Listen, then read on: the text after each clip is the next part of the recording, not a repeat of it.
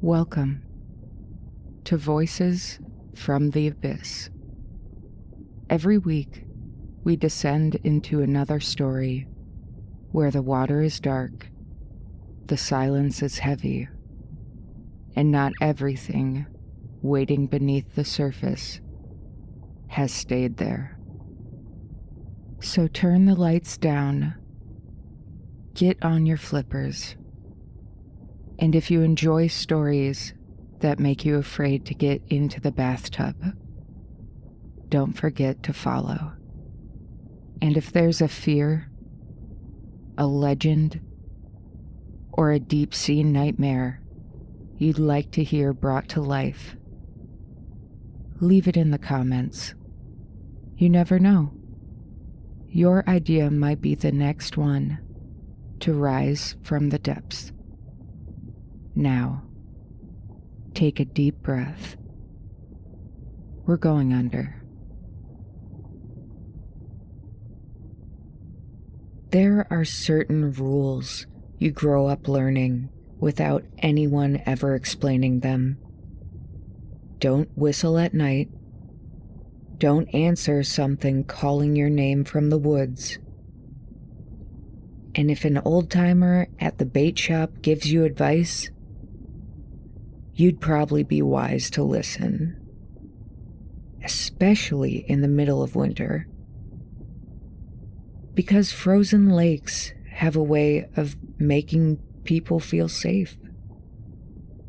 The ice gets thicker, the fish start biting, families go skating, friends drill holes, tell stories, and wait for the flags to pop.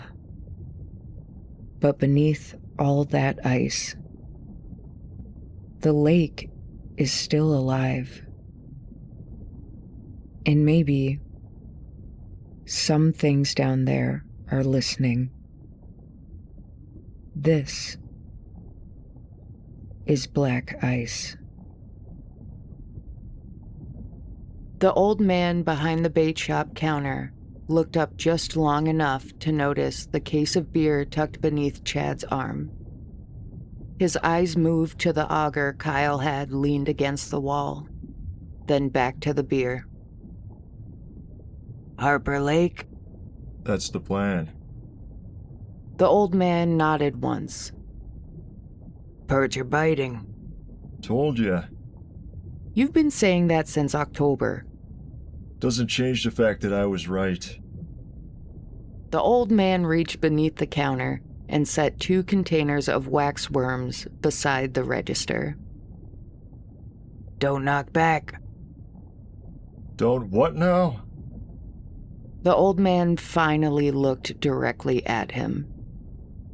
If something knocks from underneath the ice, don't answer.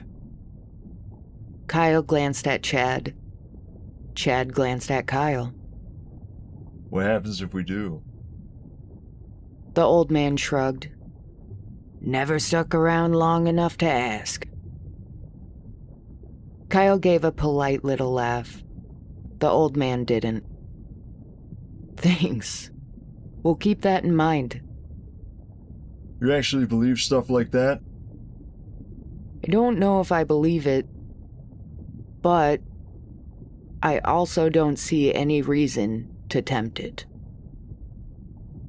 That's the most Wisconsin sentence you've ever said. Oh, sorry for being raised correctly. Chad grinned and carried the beer outside. The old man watched them through the window until they drove away. Harper Lake sat 12 miles outside town, surrounded by pine trees and empty vacation cabins boarded up for the winter. Fresh snow covered the boat landing. The sky was dull and gray, like the scales of a freshwater drum. The frozen lake stretched outward beneath it, flat and white and silent. There were no other trucks in the parking lot, no shacks on the ice, No snowmobiles in the distance.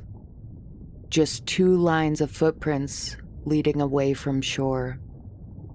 One line returned. The other stopped near the middle of the lake. Kyle stood beside the truck staring at them. You gonna help, or are you waiting for the sled to unload itself? Those footprints stop. What footprints? Kyle pointed towards the lake. Those. They go out, and then they just stop. Probably turned around. Without making return tracks? Yeah, snow's weird. That's the dumbest thing you've said today. It's only 10:30. Kyle sighed and grabbed one side of the sled. Together they loaded the auger, folding chairs, heater, bait, rods, tackle, radio, and enough beer to sink a shanty. You ever stop and think about how insane this is? What? We're voluntarily walking onto frozen water. People pay money to jump out of airplanes. Those people are also insane. You're just nervous because you watched that video. The one where the truck was swallowed by the ice in 6 seconds? Yar. Thanks for the reminder. Good thing we're walking. Chad clipped the rope around his waist and started pulling the sled toward the lake. That ice is so thick, you could park a house out there. My house has a basement. Not after you pull it onto the ice, it won't. Their boots crunched through the fresh snow as they walked. The cold had settled near 0 overnight, and every breath hung in the air around them like specters in the morning light. About 50 yards from shore, Chad stopped and dropped the auger onto the ice. Moment of truth. The motor coughed twice before catching. The blades bit into the surface, chewing downward and throwing white slush in a circle around Chad's boots. Kyle stepped back. You worried? Nope. You're standing 6 feet away. I'm supervising. From another zip code? The auger punched through with a splash. Chad shut off the engine and grabbed the measuring tape from the sled. He hooked the metal tab beneath the ice and pulled it tight. 14 1/4? Perfect. Kyle finally released the breath he had been holding. Knew you were worried.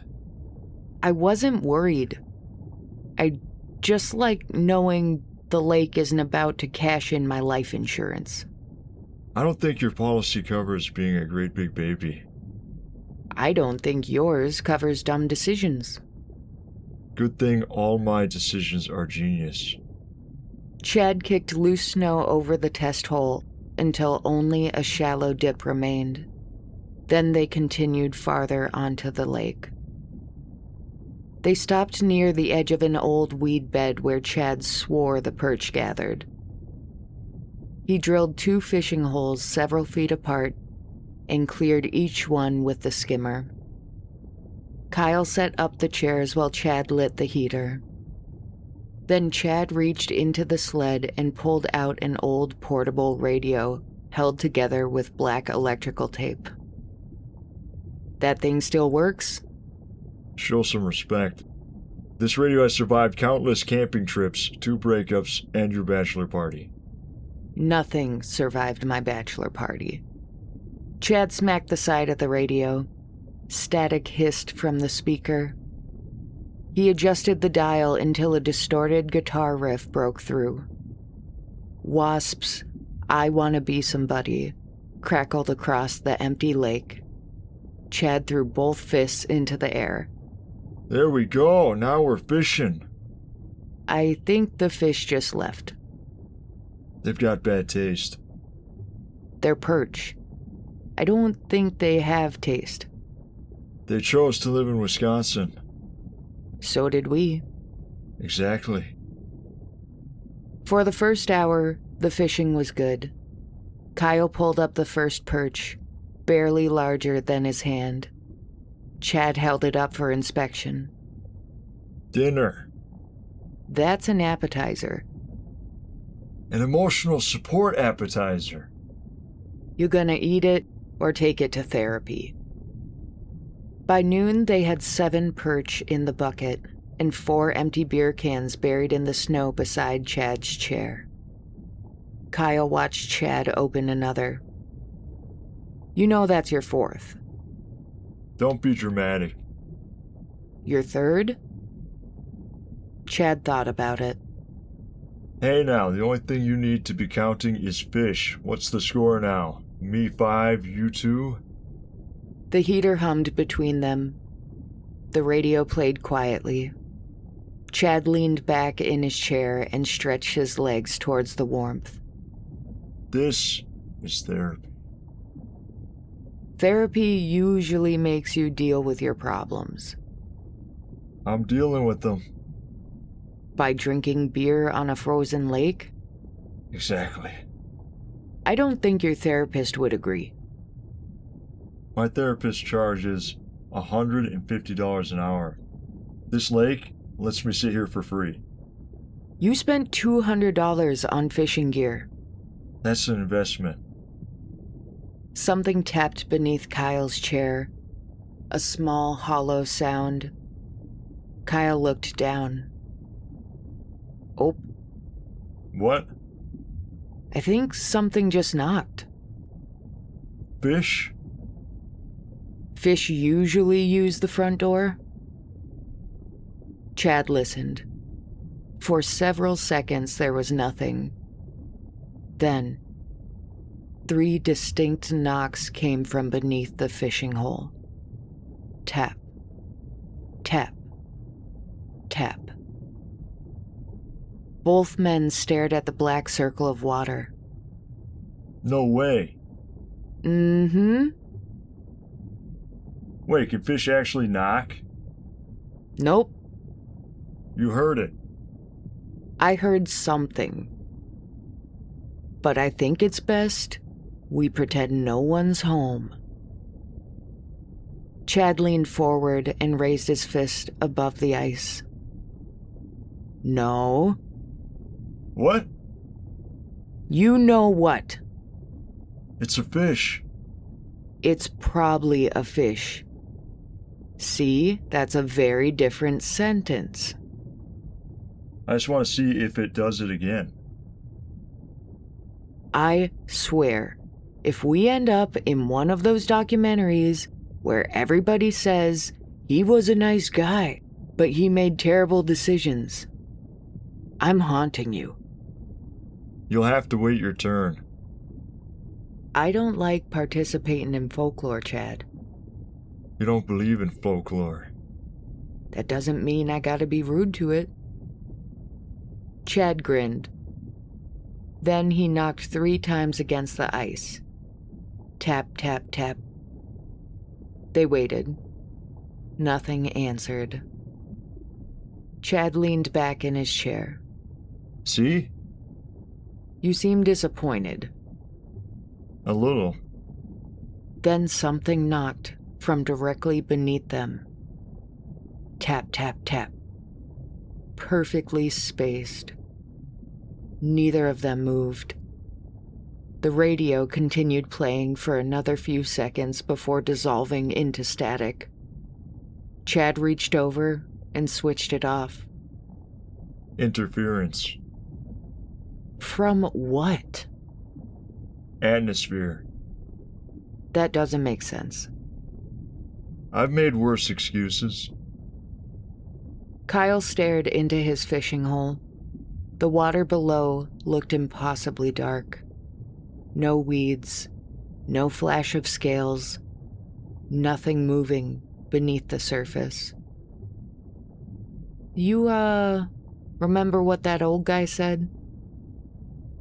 He also sold us worms from a refrigerator held shut with bungee cords. Doesn't mean he was wrong. It was 3 knocks. That answered you. It was probably the ice shifting. The ice shifted in Morse code. Smart ice. There it is. What? Dumbest thing you've said today.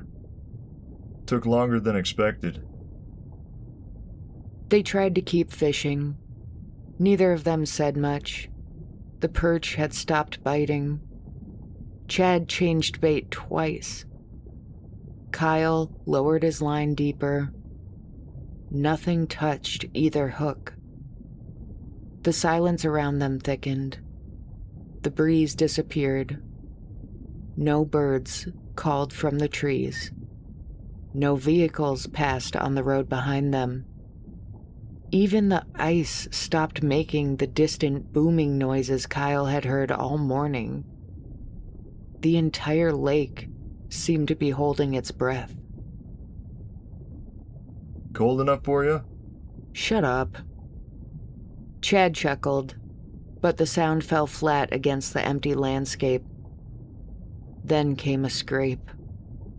Long, slow. Something hard dragged across the underside of the ice. It began several feet behind Kyle's chair, passed beneath his boots, and continued towards the fishing hole. Kyle lifted both feet from the ground. What are you doing? Not helping it find me. You think you can see through 14 inches of ice? I don't know what it is, so I'm taking any and all precautions. The scraping stopped beneath the hole. Chad leaned forward. Don't. I'm just looking. Famous last words. I've always wanted to be famous. Chad pulled a flashlight from his coat pocket and switched it on. The beam entered the water and vanished. He leaned closer. For several seconds, he saw nothing. Then his expression changed. The smile left his face. What? Chad jerked backwards so hard that his chair tipped over beneath him. He landed on the ice and scrambled away from the hole. Chad? There were eyes. Fish eyes? No. What kind of eyes? Yellow. Okay. Okay. I don't know how to handle this. They were looking right at me. Maybe it was a muskie? Muskies don't blink. Kyle looked at the hole, then at Chad. Are you sure it blinked? One eye at a time. Ope. Yeah. For once, Chad didn't argue. They began packing. The fish went into the cooler. The folding chairs collapsed. Kyle killed the heater, while Chad shoved the radio into the sled. Neither of them looked directly at the fishing holes. We're not leaving because of the eyes. Of course not. We got enough fish. Plenty. It's getting kind of cold. Cold enough for ya? Shut up. They started towards shore. Kyle pulled the sled. Chad walked beside him with the auger resting across one shoulder. They had gone less than 20 yards when something knocked beneath Kyle's right boot. One hollow tap. He stopped. What? It's under me. What is? You know what? Another knock came from beneath Kyle's left boot. He stepped backwards. The sound followed. Tap. He took 3 quick steps toward shore. Tap. Another 3. Tap. something beneath the ice was keeping pace with him. Chad? I hear it. Don't run. I wasn't gonna.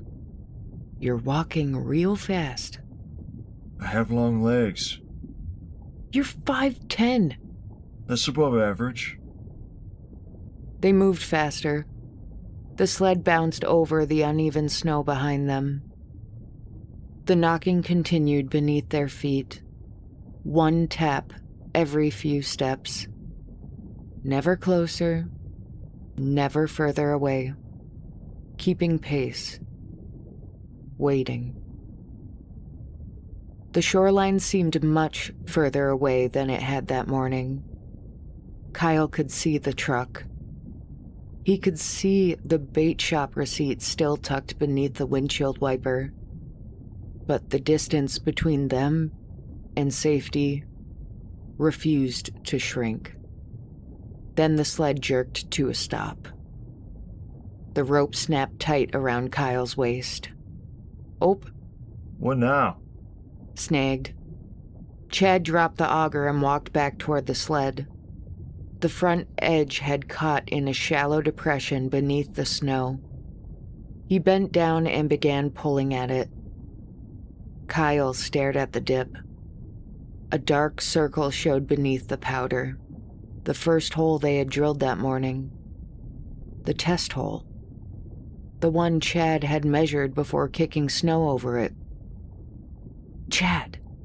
I got it. That's the test hole. I know. Move away from it. Kyle, it's 14 inches thick. Move. Chad straightened. The snow over the hole shifted. A pale hand slithered out of the black water. Its fingers curled over the rim, one at a time. The nails were long and colorless.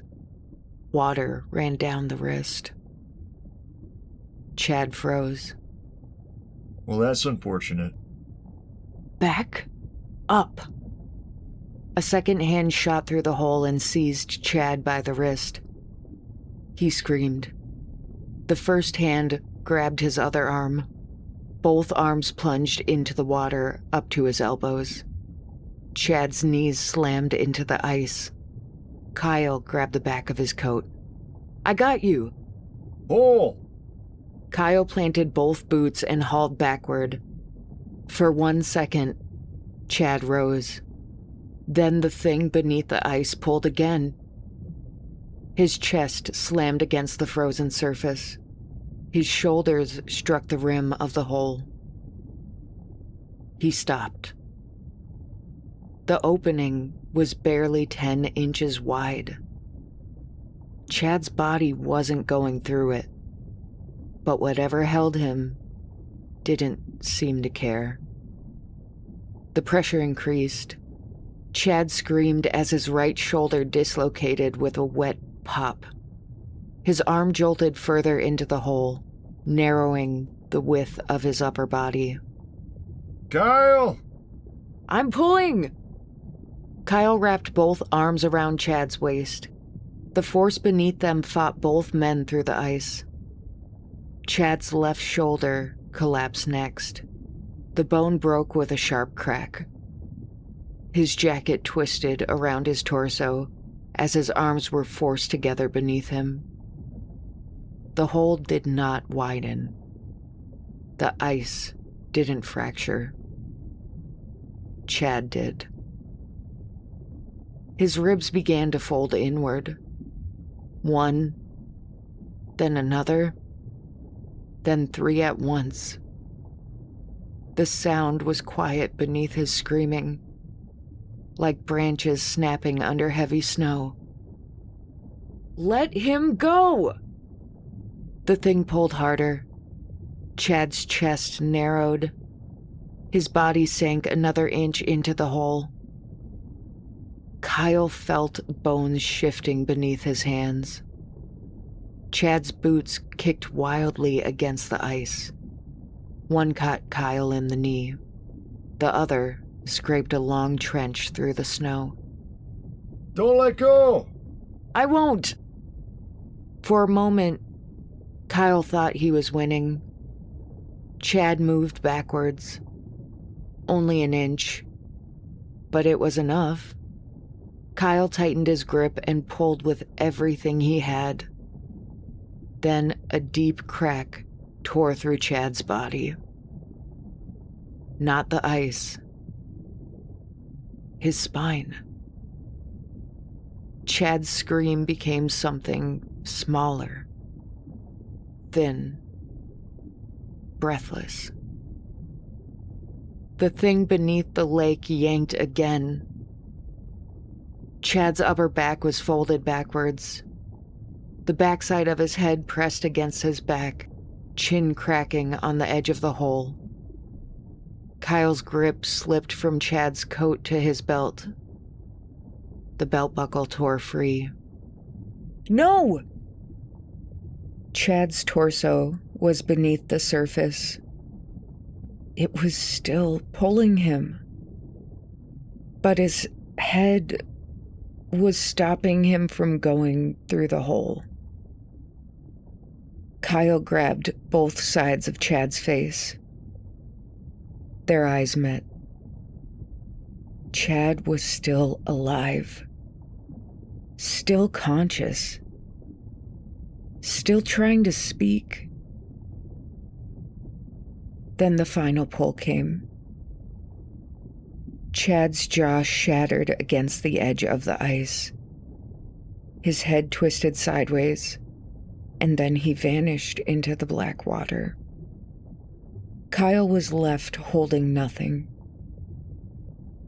His friend was gone. Kyle lay beside the hole, staring into the darkness. Blood streaked the ice. A single glove floated on the surface. The water beneath it moved. Kyle should have run. He should have crawled toward shore and never looked back. Instead, he reached for Chad's flashlight. His hand shook so badly he nearly dropped it. He turned it on and aimed the beam into the hole. And the light found her. She floated several feet beneath the ice. Her skin was white and swollen. Long black hair drifted around her face. Her eyes glowed a sick yellow gold. Her mouth stretched from cheek to cheek. Inside of it were rows of narrow teeth, each one as sharp as a fishhook. One pale arm wrapped around what remained of Chad. She looked directly at Kyle. Then she smiled. Slowly, she raised one finger to her lips. A silent shh. Behind her, shapes moved through the black water. More pale faces. More yellow eyes. All watching through the ice. The woman drifted backwards. Chad disappeared with her. The darkness swallowed them both. The trip back to the shore was a blur. He remembered the sled rope still tied around his waist. He remembered falling twice. He remembered something knocking beneath him the entire way. The sheriff found him sitting beside the truck with blood frozen across his coat. Kyle told them what happened. He told them again and again. For 9 days, search teams dragged Harper Lake. Divers entered through a much larger hole they cut near the spot Kyle marked. They found Chad's hat, one boot, and 7 perch scattered across the lake bed. They never found his body. The official report called it an accidental drowning.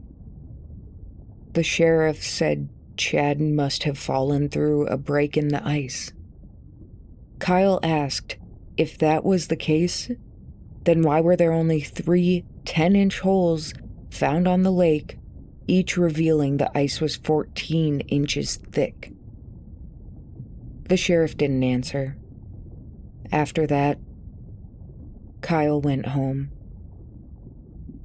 He stopped fishing, stopped skating, stopped crossing frozen lakes. He avoided parking lots when ice formed in the puddles. He flinched whenever branches tapped against his windows. People said trauma could make a person hear things. Kyle let them believe that. Every winter, Harper Lake freezes before any other lake in the county. Locals fish it. Children skate near the boat landing. Tourists stop at the same bait shop on their way through town. And every year, the old man behind the counter asks the same question. Harbor Lake? Then he sells them bait, takes their money, and just before they leave, he offers the same warning he has given for 40 winters. If something knocks from beneath the ice, don't knock back. Most people laugh. Some roll their eyes. A few nod politely. The old man watches each one leave, then quietly marks another day off the calendar hanging behind the register, because he knows what waits beneath Harper Lake. He knows winter always takes someone. And he knows that once something under the ice learns the sound of your knock, it never forgets how to answer. Thank you for listening to Voices from the Abyss. If tonight's story stayed with you, click the follow button to make sure you never miss what surfaces next. Until next time, sleep well, and remember, not every abyss is underwater. Good night.